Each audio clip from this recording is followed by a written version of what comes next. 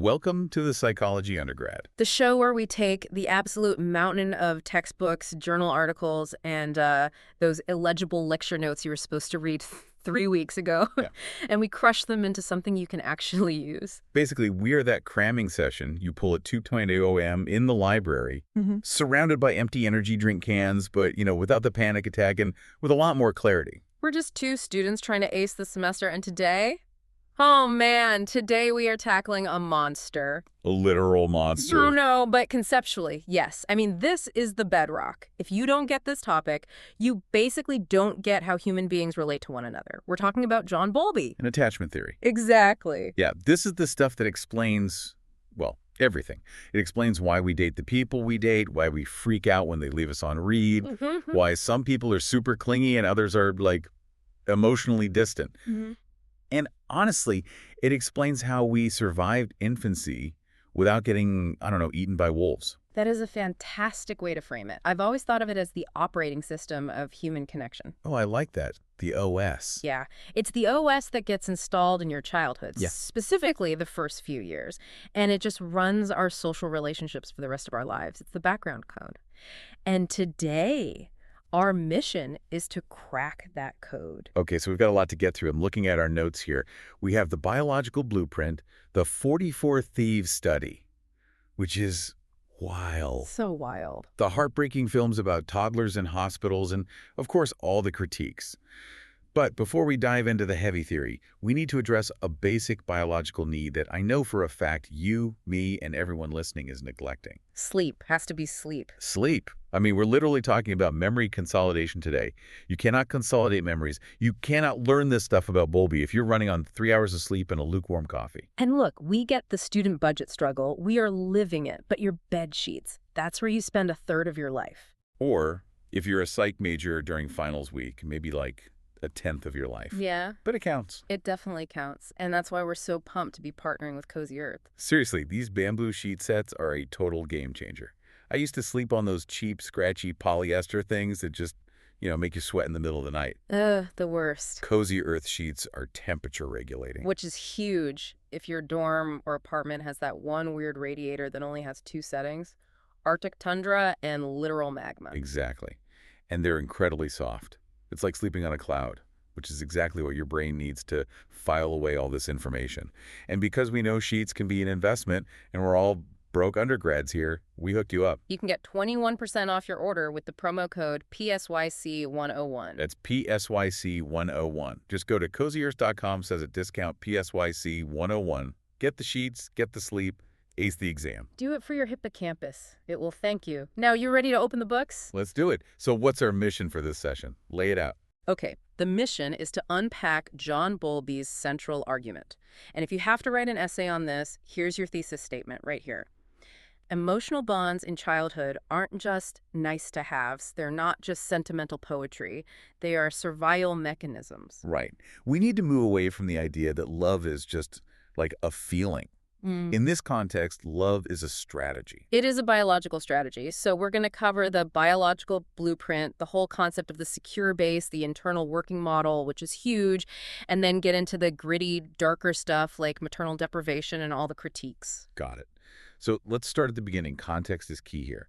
Bowlby wasn't just sitting in a room, guessing about feelings. He was looking at biology. He was looking at evolution. This is segment 1, the biological blueprint. To understand Bowlby, you have to understand ethology. It was just a fancy word for the study of animal behavior, right? Correct. And Bowlby was reading this guy named Konrad Lorenz. Now, if you haven't covered Lorenz in your other classes yet, he's the goose guy. This was back in 1935. The famous duckling study? Or, well, goslings. I always get them mixed up. Geese, yeah, goslings. So Lorenz did this fascinating experiment. He took a clutch of goose eggs and he divided them. Random assignment. Half were placed under the mother goose. And the other half went into an incubator. Right. And Lorenz made sure that he was the very first moving object that those incubator eggs saw when they hatched. And what happened? It's exactly what you'd think. Ones who saw the mother goose followed the mother goose. The ones who saw Lorenz followed Lorenz. I've seen the pictures of this. It's hilarious. He's just like walking through the grass in these big rubber boots with a line of tiny little geese trailing behind him. It is. It's adorable, but it's scientifically profound. It's called imprinting. And the key takeaway here isn't just that birds are confused easily, it's that this behavior is innate. They didn't have to learn it. They didn't have to go to goose school to learn to follow the big moving thing. Not at all. It is hardwired. And why? Because in the wild, a predator is probably going to show up within hours of you hatching. If you don't stay close to your protector, you get eaten. It is a pure survival instinct. So Bowlby sees this and thinks, okay, that's fascinating. Does this apply to humans? Exactly. But here's the problem. Human babies don't imprint like geese. If you show a newborn baby a pair of rubber boots, they don't, jump out of the crib and start marching. We are significantly more useless than geese when we're born. So much more useless. We're what biologists call altricial. We are born in a state of complete helplessness. I mean, think about a baby horse.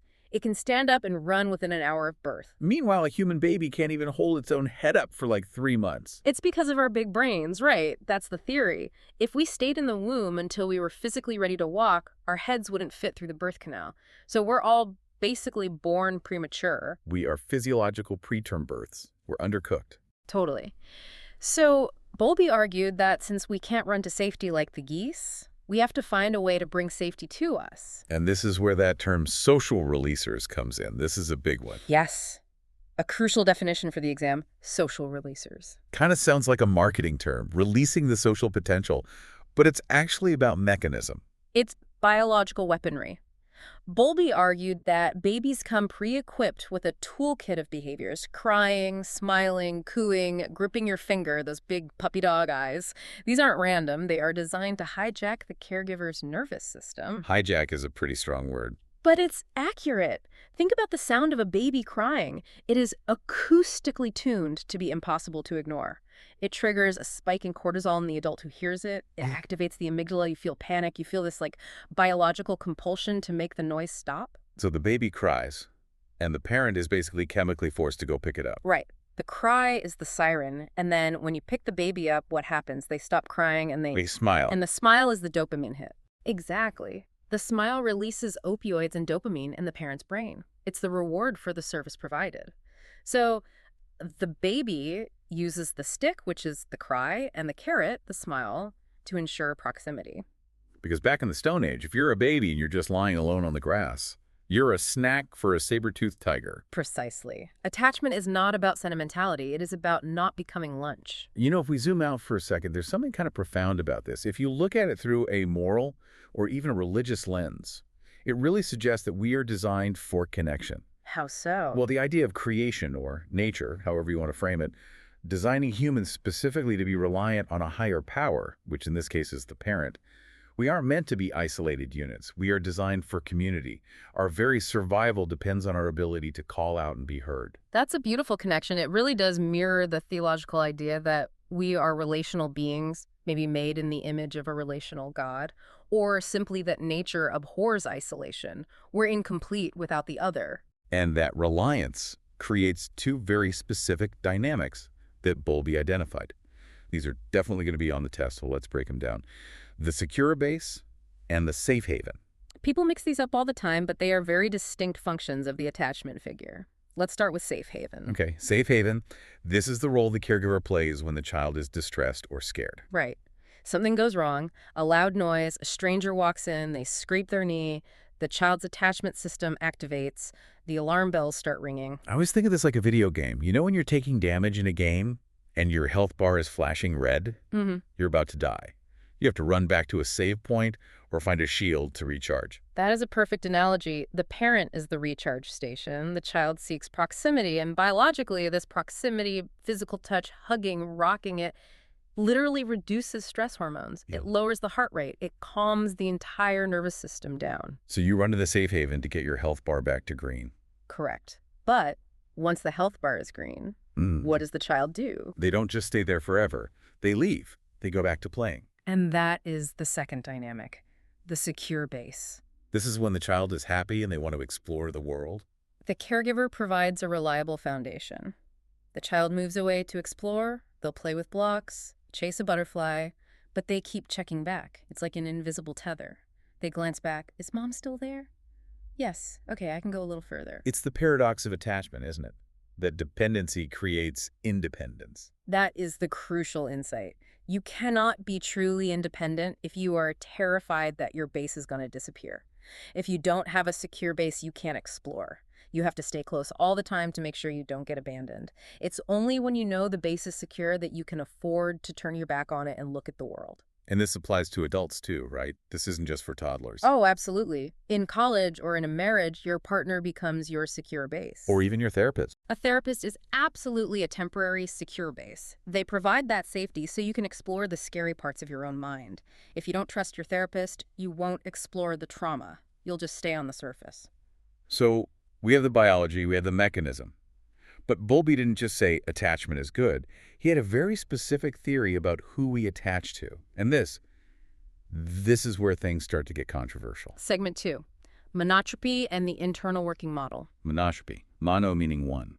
Bowlby's monotropic theory argues that a child has an innate need to attach to one main figure, and that this primary bond is qualitatively different from all others. And let's be real here. When he said that, he meant the mother. He almost always meant the mother. Now, to be fair to Bowlby, his academic writing did say mother or mother substitute, but the implication was clear. There is a hierarchy. So it's like, okay, think of it like a corporate structure. You've got the CEO, that's the monotropic figure. Then you have VPs and managers, that's dads, siblings, grandparents. They're important, but if the CEO quits, the whole company panics. Yeah, that's a good way to put it. Or, to bring back your religious link, think about monotheism. Ooh, that's interesting. Tell me more.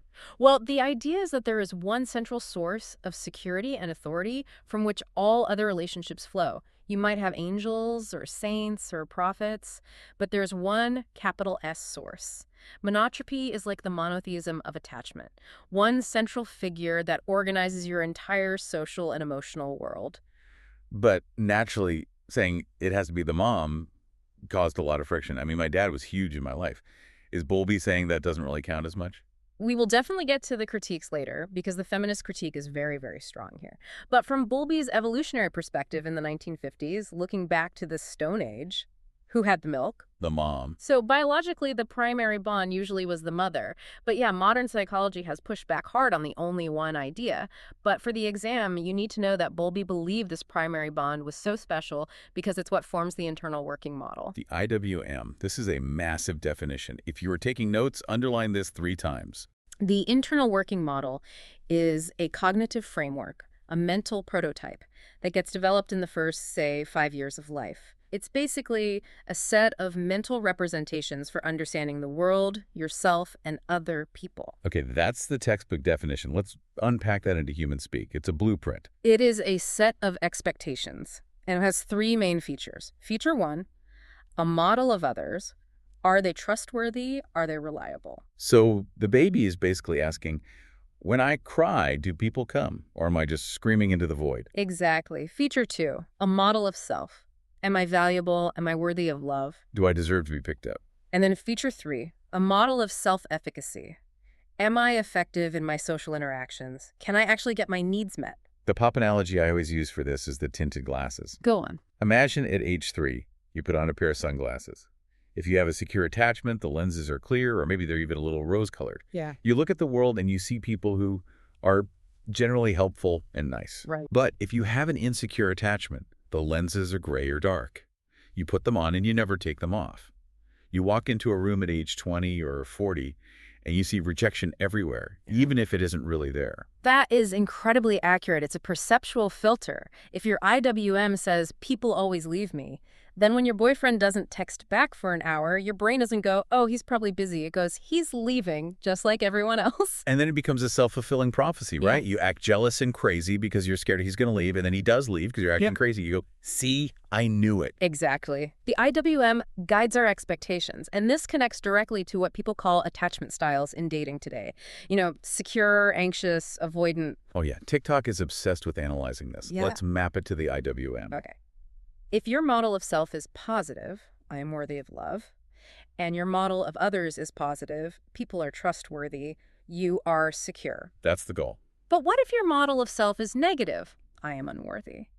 But your model of others is positive. They're great, I need them.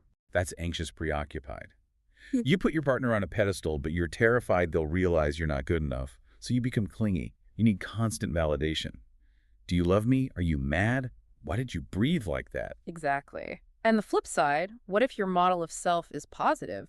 I'm great, I don't need anyone. But your model of others is negative. People will just hurt me. That's dismissive avoidant. The classic, I don't need anyone. Relationships are a trap. I'll just focus on my career. You protect yourself by not letting anyone get close enough to actually hurt you. See?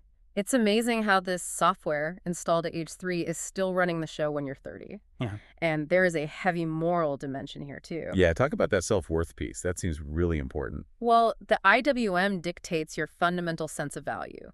If a child feels unworthy of care, it deeply impacts their moral development. Do they view themselves as inherently good or bad?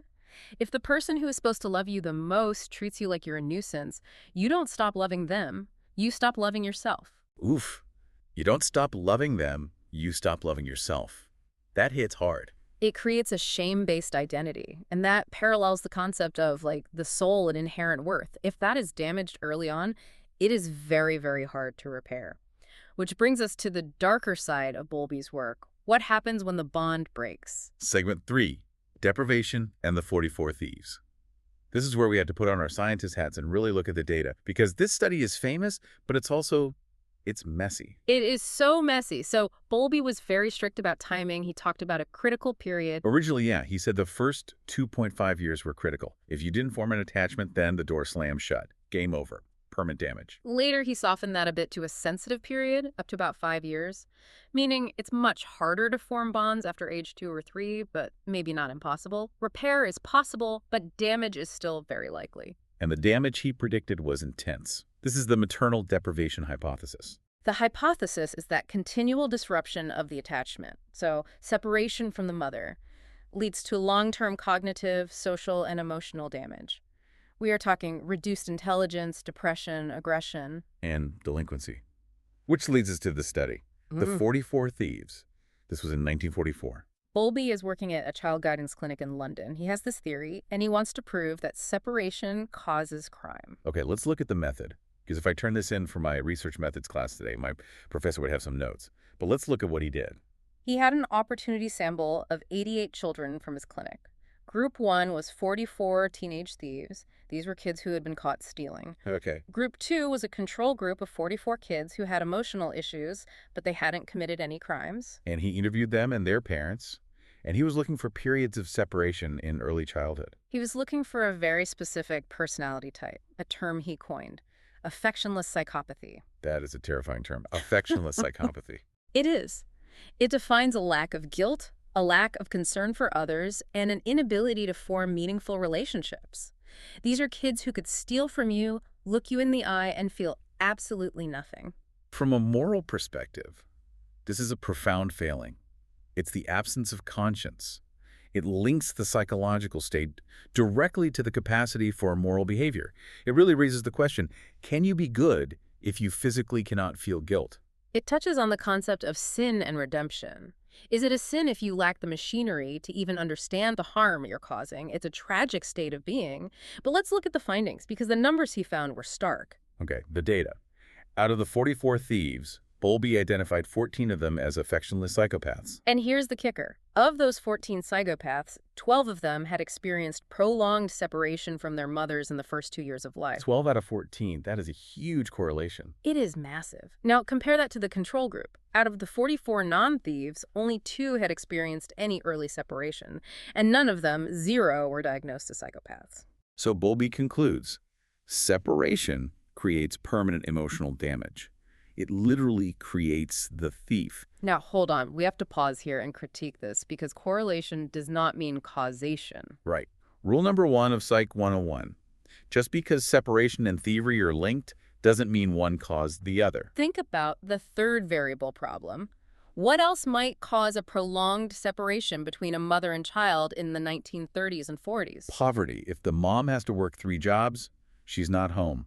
Or maybe she's sick, or the family's just in chaos. And poverty is also linked to crime? So maybe poverty was the third variable that caused both the separation and the theft. Or what about the kid's temperament? Maybe the kid was just really difficult or aggressive from birth, and the mom couldn't handle it, so she sent him to live with grandma. So the bad behavior caused the separation, not the other way around. Exactly. And let's talk about the data reliability. It was retrospective. Bowlby was asking parents to remember separations that happened 10 or 15 years ago. Memory is so faulty. If your kid is currently a criminal and this important doctor asks you, was he away from you as a baby? You might be searching for a reason. You might over-report or misremember to explain the bad behavior. Oh, that's why he's stealing cars. It's because I went to the hospital in 1935. It's the reverse of rose-colored glasses. And, let's be honest, the biggest flaw of all, who made the diagnosis of affectionless psychopathy? Bowlby did. The guy who wrote the theory also diagnosed the patients to prove the theory. That is textbook researcher bias. He was seeing what he wanted to say. It absolutely was. But, and this is a big but, even if the study itself had major flaws, the core idea that separation causes intense distress was undeniable. And to prove that, Bowlby teamed up with James Robertson to get visual proof. This brings us to segment 4, the trauma of separation. This is the stuff that genuinely makes you want to cry. It really does. So post-World War II, Bowlby is working with James Robertson, and they're looking at children in hospitals. Now, you have to understand the context here.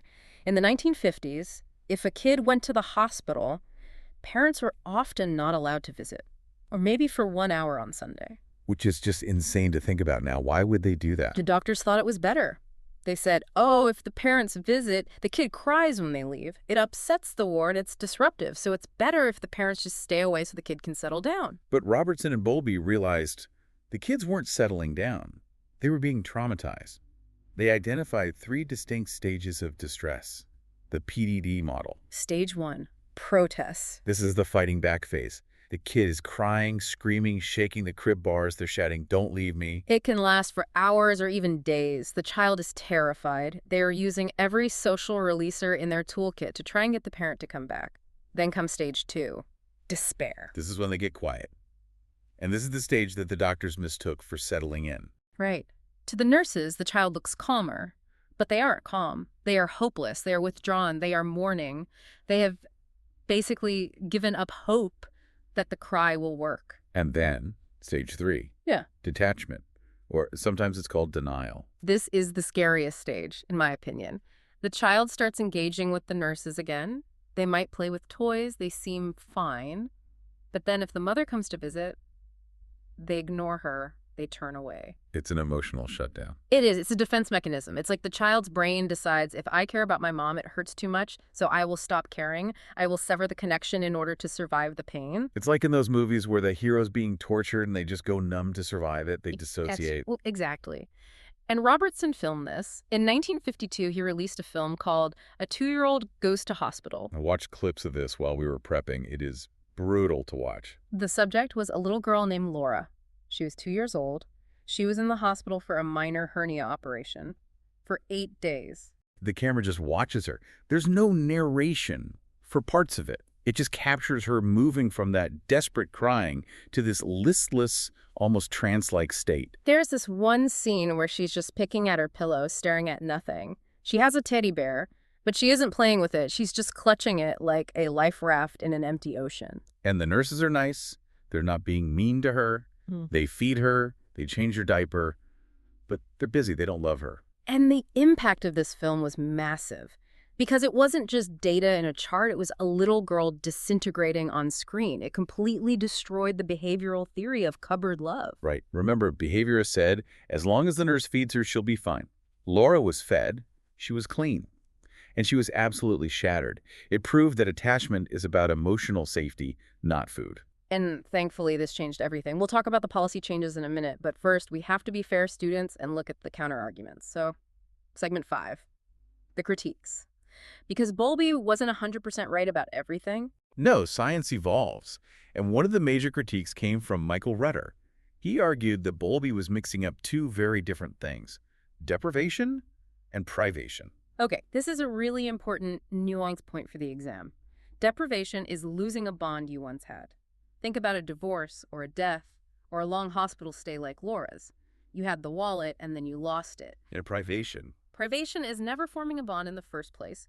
You never had a wallet to begin with. This happens in cases of severe neglect or in those bleak institutional orphanages where babies are just left in cribs and no one ever picks them up or talks to them.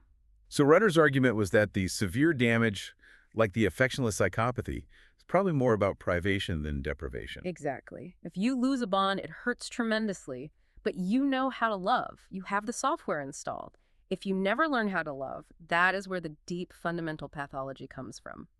Rutter cited the Hodges and Tizard study of institutionalized children to support this. Okay, that makes sense. Then we have Jerome Kagan. He's the nature guy in the nature versus nurture debate. Kagan's temperament hypothesis. He basically looked at Bowlby's work and said, hey, you're blaming the parents for everything. What about the kids' genetics? Some babies are just born anxious. Some are difficult. I mean, ask my mom. I apparently screamed for 6 months straight. Right. So Kagan argued that maybe a child is insecurely attached, not because the mom is insensitive, but because the child is born with a high reactive nervous system. They're just harder to soothe no matter what the parent does. So it's not just the OS the parent installs, it's the hardware the computer came with from the factory. Exactly. And modern research says it's both. It's an interaction. A difficult baby needs a super sensitive and patient parent. If a difficult baby gets an impatient parent, that combination is what creates the insecurity. Right. And then the big one, the feminist critique. We have to address this. Bowlby's emphasis on monotropy on the mother was used as a social weapon in the 1950s. Go home, ladies. Your baby needs you 24/7 or he'll grow up to become a psychopath. Essentially, yes. It reinforced the idea that mothers shouldn't work. It put an immense burden of guilt on women. But to be fair, if you look at Bowlby's actual academic writing, he used terms like mother substitute and primary caregiver. He did acknowledge that fathers or grandmothers could fill the role. He did. But the public perception and the policy push that came from his work was definitely mom creates the emotional world.